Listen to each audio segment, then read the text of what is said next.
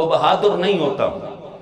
کہتے نہیں میں تو دے رہا ہوں نا جی, والدین کی خدمت کرتا ہوں. انہوں نے پوچھے تھے صحیح جناب, کپڑے میں پنڈیوں نال تے کہن کے ہونا, روٹی چنگی تو چنگی ملدی رہا, میں انہوں نے دسیا تساں کروں نکلن دی لوڑ بھی نہیں.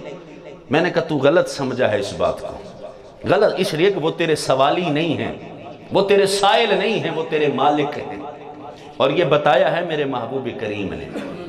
آپ سبحان اللہ کی اگر صدا بلند فرمائیں تو میں بس آخری بات یہ کروں نا بس, اور اس کے ساتھ ہی ایک واقعہ اور پھر انشاءاللہ میرا وقت مکمل ہو جائے گا. میرے محبوب کریم صلی اللہ تعالیٰ علیہ وسلم نے ابھی اعلان نبوت نہیں فرمایا, شادی حضور کی ہو چکی ہے, حضور نے اعلان نبوت نہیں فرمایا.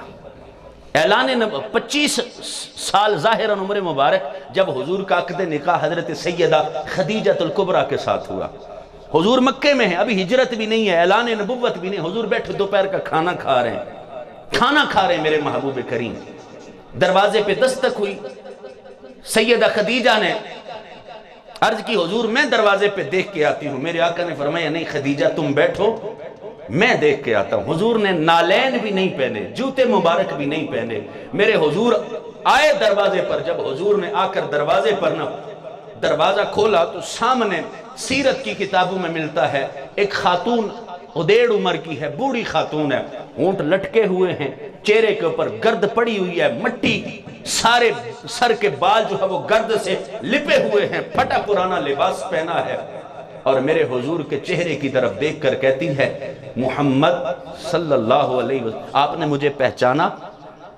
میرے حضور نے فرمایا آپ کون ہو, آپ کون ہو؟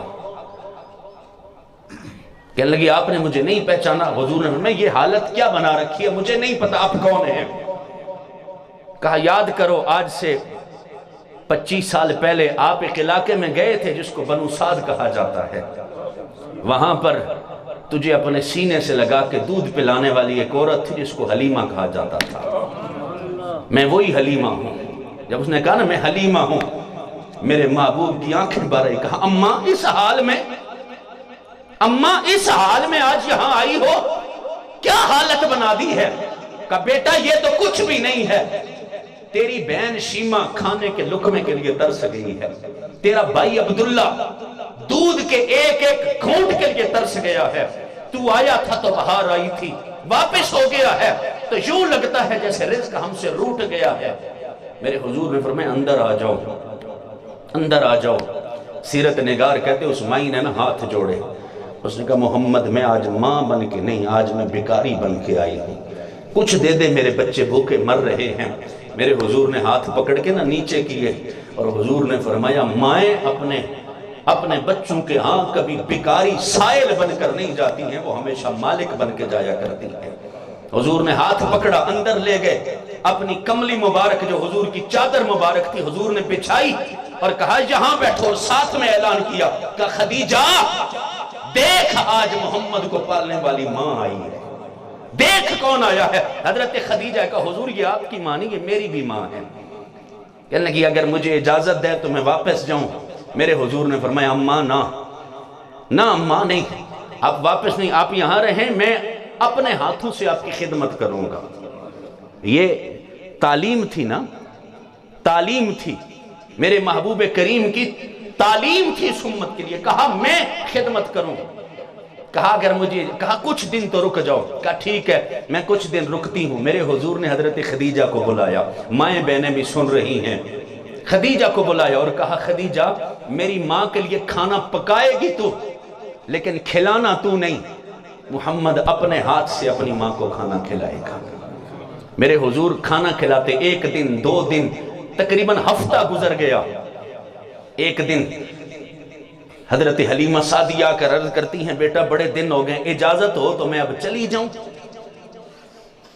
اجازت ہو تو میں چلی جاؤں. ناراض نہ ہونا, لیکن آج کے معاشرے کی اگر خاتون ہوتی نا تو وہ کہتی شکر ہے داتے اڑے ہو گئے, ساڑھے ہی آن کے رون دن پہ کہتے اور بھی تے منجیا کرو, سواڑے اور بھی تے پتر ہیں. لیکن قربان جائیے جب انہوں نے کہا نا اجازت ہو تو میں جاؤں, میرے حضور حضرت خدیجہ کے پاس ہے کہ خدیجہ میری ماں جا رہی ہے, میری ماں, وہ بھی آگے. کہا تھوڑے دن اور رک جائیں. کہا نہیں, عبداللہ کی بات بھی ہے, شیمہ کی بات بھی ہے, میں جانا چاہتی ہوں واپس. توجہ فرمائے، میں واپس جانا چاہتی ہوں. حضور نے فرمایا ٹھیک ہے. حضرت خدیجہ الکبریٰ آگے بڑھی، کہا حضور اگر اجازت ہو تو میں امی کو کچھ تحفہ دینا چاہتی ہوں. آج کپڑوں کا جوڑا دیکھے نا سال بھر یاد کرتے رہتے. بڑے سوان کے نہ کے دیتے سن کے دے کیتے نے یاد کرتے ہیں یا نہیں؟ اور اے پچھلے مہینے جسواں دیتے 5000 روپیہ کتنے کیتا نے؟ کہا اگر اجازت ہو تو میں تحفہ دوں. حضور نے فرمایا جیسے تیری مرضی. کہا حضور 40 بکریاں نہ میں اپنی طرف سے آپ کی امی کی خدمت میں پیش کر رہی ہوں. 40 بکریاں. میرے حضور نے کہا ایک اونٹ لدا ہوا سامان کے ساتھ میری طرف سے میری ماں کو تحفہ دو. اب چشم فلک نے یہ منظر دیکھا. وہ نبی جو قدم اٹھائے تو فرشتوں کے پر بچھ جاتے ہیں. وہ نبی جو قدم اٹھائے اللہ کی رحمت بڑھ کے استقبال کرتی ہے.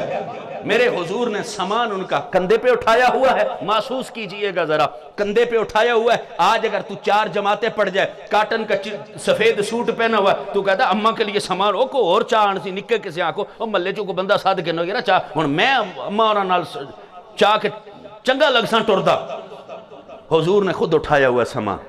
اونٹ کی مہار پکڑی ہوئی ہے. کہا آؤ میں الوداع کر کے آتا ہوں. چلے نا جب مکہ سے 170 کلومیٹر دور ہے جی طائف، اور اس سے آگے بنو سعد کا علاقہ. جب دور جا کے الوداع کرنے لگے نا میرے حضور نے سامان نیچے رکھا. سامان نیچے رکھ کے نا اونٹ کی مہار پکڑائی، اور پکڑانے کے بعد نا سیرت نگار کہتے دونوں ہاتھ یوں کر کے پکڑے اور فرمایا اماں وعدہ کر مجھ سے، اماں وعدہ کر مجھ سے. کہا بیٹا اتنے دن تیرے پاس رہی ہوں کس بات کا وعدہ کروں؟ کہا وعدہ کر آج کے بعد تو رات کو کبھی بھوکی نہیں سوئے گی، بھوکی نہیں سوئے گی. جب تیرے پاس سامان ختم ہو جائے نا تو یہاں نہ آنا، وہاں سے پیغام بھیج دینا بیٹا محمد تیری ماں کے پاس کھانے کے لیے کچھ نہیں. مجھے تیرے حسین چہرے کی قسم ہے تجھے گھر سے نکلنے کی ضرورت نہیں پڑے گی، تیرا بیٹا وہاں تیرے لیے کھانے کا انتظام کر دے گا. آپ کہتے ہیں نا عاشق رسول ہے، عاشق رسول ہے. اللہ ہمیں اس قول میں سچا کرے. لیکن تیری داڑھی، تیری پگڑی، تیری تسبیح اسی وقت کام کی ہے. میں اپنے پاس سے بات نہیں کرتا. امام حکیم ترمذی نے نوادر الاصول کے اندر لکھا ہے، امام بخاری نے الادب المفرد کے اندر لکھا ہے، کہا جس کے والدین راضی نہیں ہوتے اللہ اس کے فرض بھی قبول نہیں کرتا، اللہ نفل بھی قبول نہیں کرتا، نفل بھی قبول نہیں کرتا. تو عشق رسول کا دعویٰ کرتا ہے، گھر میں دیکھ لے کہیں تجھ سے تیرا والد ناراض تو نہیں ہے. جن کے چلے گئے، میں اکثر ہر جگہ پہ یہ کہتا رہتا ہوں، میلاد کی محفلیں کرواتے ہیں نا، اللہ کا شکر ہے. 11ویں کی محفلیں کرواتے ہیں ہم، اللہ کا شکر ہے. یوم علی پہ محفل کرواتے ہیں ہم، ٹھیک ہے بھائی ہونی چاہیے. یوم صدیق پہ محفل کرواتے ہیں. اور کبھی والدین کی عظمت پہ بھی کوئی محفل کروا لیا کرو، اور جیتے ہوئے کروا لیا کرو. جب چلے جاتے نا وہ پھر بندہ پیچھے کہتا ہے آہا ہون جیوندیاں تے اساں پتہ لگیا. وہ زندگی میں کروا لو. اور یاد رکھنا میرے سید یال حضرت نے لکھا ہے کہ 100 ولی، معاف کیجئے گا 1000 ولی کسی بندے کے لیے دعا مانگتا رہے، اللہ اس کو یہ دے دے، اور اس کا والد اس سے ناراض ہو، اللہ اس 100 ولی کی دعا، 1000 ولی کی دعا کو قبول نہیں کرتا ہے. اور اگر یہ گھر میں بیٹھنے والا بوڑھا بابا یا بوڑھی اماں یہ ہاتھ اٹھا لینا تو اللہ اس کو کبھی رد فرماتا ہی نہیں ہے. یہ ایک آستانہ آتا ہے گلار شریف کا. بس جی میں بات ختم کر دیتا ہوں، آپ دسترخوان رکھ لیں، میں 1 منٹ میں گفتگو ختم کر دیتا ہوں. 1 منٹ میں ختم. یہ گلار شریف ایک آستانہ آتا ہے. حضرت خواجہ صادق صاحب، اصل بس آخری جو پیغام ہوتا ہے نا وہ پھر رہ جاتا ہے، میں بس ختم. خواجہ صادق صاحب یہ گلار شریف کوٹلی میں، ان کے پاس اگر کوئی بندہ جاتا نا، اللہ کے ولی ایسے ہوتے ہیں، ان کے پاس کوئی بندہ جاتا نا تو کہتا حضرت میں بڑی مشکل میں ہوں، بڑی پریشانی ہوں، میرے لیے دعا فرمائیں. تو آپ نا کشمیری زبان میں اسے پوچھتے تھے او بے جوندیا اور تیری والدہ ہے؟ وہ کہتا ہاں. تو اتھا کی کرونا سے آیا میں ایڈے دور سفر کر کے حضور دعا کروانے کے لیے. تو آپ کہتے ہو سنگیا او مڑ کے کار جول کے نا تو ماؤ کو دعا کرائیں. اس وجہ تو پتہ نہیں میری تو سن سی یا نہیں، لیکن ماؤ دی ضرور سن دا کیونکہ محمد مصطفیٰ نے فرمایا ہے. کسی میں آستانوں سے روکنے کے لیے نہیں آیا، آستانوں سے روک، آپ جائیے آستانوں پہ، حاضری دیجیے، اللہ کے ولیوں کے قرب میں جا کر اللہ کی محبت ملتی ہے. لیکن ضمانت نہیں ہے کہ تم دعا مانگو گے پتہ نہیں قبول ہوگی یا نہیں. لیکن گھر میں بیٹھنے والا یہ بوڑھا بابا ایک دفعہ ہاتھ اٹھا لینا، اللہ اس دعا کو کبھی رد نہیں فرماتا ہے، اور جب دنیا سے چلے جائیں تو یہ نہیں کہ ختم ہو جاتا ہے، یہ نہیں ختم ہو جاتا ہے۔ اسی نوادر الرسول کے اندر امام حکیم ترمذی نے لکھا ہے، میرے حضور فرماتے ہیں بندے کے والدین ایک یا دونوں دنیا سے چلے جائیں، جمعہ والے دن بندہ قبر پہ زیارت کے لیے جائے نا، اللہ اسے ایک مقبول حج کا اجر عطا فرماتا ہے۔ اور جزا کیا ملتی ہے؟ کہا جب بندہ دنیا سے چلا جاتا ہے جب دنیا سے، اور اس کی قبر پہ کوئی آئے یا نہ آئے، اللہ نوری فرشتوں کی ڈیوٹی لگاتا ہے۔ کہا اپنے ابے دی قبراں تے ویندا روندا سی، اماں دی قبراں تے ویندا روندا سی، یہ اج قبر وچ آ گیا، سواڈی ڈیوٹی یہ ہے کہ جدوں تک ہی قبراں وچ موجود ہے، اور کوئی اس دی قبر تے آئے یا نہ آئے، تسی جا کے اس دی قبر دی زیارت کرتے رہو۔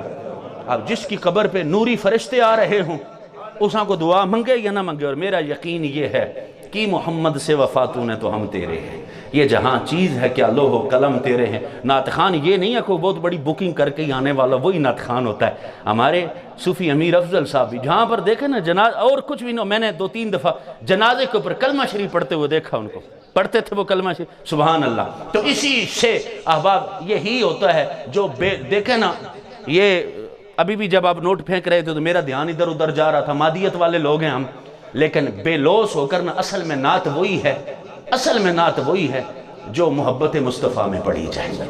تو میرا یقین یہ ہے کہ خدا بند قدوس اس نعت کا صدقہ ضرور ان کے ساتھ کرم والا معاملہ فرمائے گا۔ الہی دلوں کو مرکز مہر و وفا کر، حریم کبریا سے آشنا کر، جنہیں نانے جمی بخشی ہے تو نے، میرے مالک انہیں بازو حیدر بھی عطا کر، عطا اسلاف کا جذبے دروں کر، شریک زمرہ لا یخزنوں کر، خیرت کی گتھیاں سلجھا چکا میں، میرے مولا مجھے صاحب جنوں کر۔ دوران گفتگو مجھ سے آمدن یا صحبن کوئی غلطی خطا ہو گئی ہو، میں اپنے رب کی حضور معافی کا خواستگار، اس دعا کے ساتھ اللہ ہر کلمہ خیر کو جس کو وہ قبول کرے اس کا ثواب صوفی امیر افضل صاحب کو عطا فرما کے ان کے اس جہان کو بہتر فرمائے۔ فقیرانہ آئے صدا کر چلے، میاں خوش رہوں، بس ہم دعا کر چلے۔